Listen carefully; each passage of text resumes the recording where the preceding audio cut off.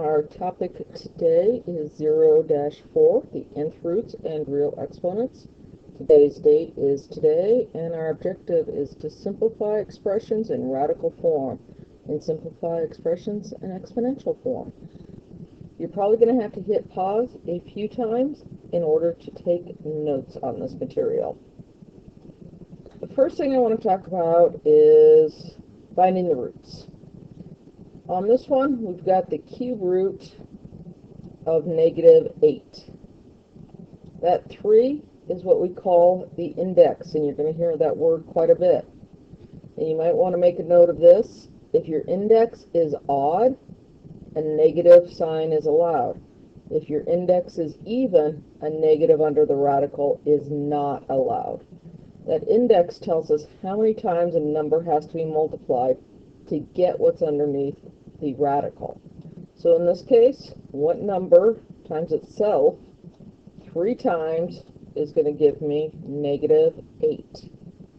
That answer is -2. -2 times -2 is +4, times -2 is -8. So the cube root of -8 is -2. On the next one, that is a square root. If an index is not given, it's understood to be 2. So then it's asking what number times itself 2 times would give me -100. Well, like I just said, if it is an even root, you're not going to be able to get anything that's equal to a negative, because a positive times a positive is a positive, negative times a negative is a positive.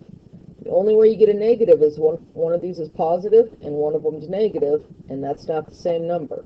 So in this case, no real root. Well, you might say back from our last section, well, the answer is 10i. Yeah, it is 10i, but that is an imaginary root, not a real one.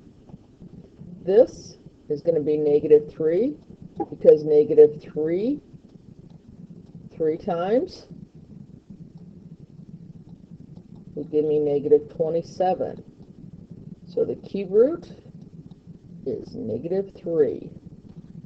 On D, it's the 4th root of 81, and I will tell you a trick. Taking the 4th root is like taking a square root and then a square root again. So in this case, it's 3. And if you wanted to check yourself, 3 times 3 times 3 times 3, now that's 9 right there. That's 9. 9 times 9 is 81. One thing that we want to be able to do is go back and forth between rational exponents and radicals. So in this case, I've got 3 to the 1/2.